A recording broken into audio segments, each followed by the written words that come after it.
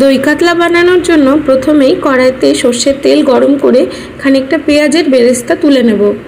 তারপরে সেই তেলের মধ্যেই গোটা গরম মশলা, জিরে আর শুকনো লঙ্কা ফোড়ন দিয়ে তার মধ্যে দিয়ে দেবো পেঁয়াজ বাটা। পেঁয়াজ বাটাটা একটু ভাজা ভাজা হয়ে গেলে তার মধ্যে দিয়ে দেবো একটুখানি মৌরি, জিরে আর আদা বাটা দিয়ে সেটাকেও খানিকক্ষণ কষে নিয়ে তার মধ্যে দিয়ে দেবো একটু ধনে গুঁড়ো। নেড়ে চেড়ে নিয়ে তার মধ্যে দেবো কাজু আর পোস্ত বাটা।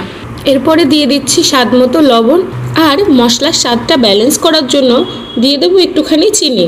2 থেকে 3 মিনিট ভালো করে কষিয়ে নিয়ে তার মধ্যে দিয়ে দেবো 1 কাপ ফেটানো দই। খুব ভালো করে নেড়েচেড়ে মিশিয়ে নিয়ে তারপর ওই বাটি ধুয়ে দিয়ে দিচ্ছি 1/2 কাপ মতো জল।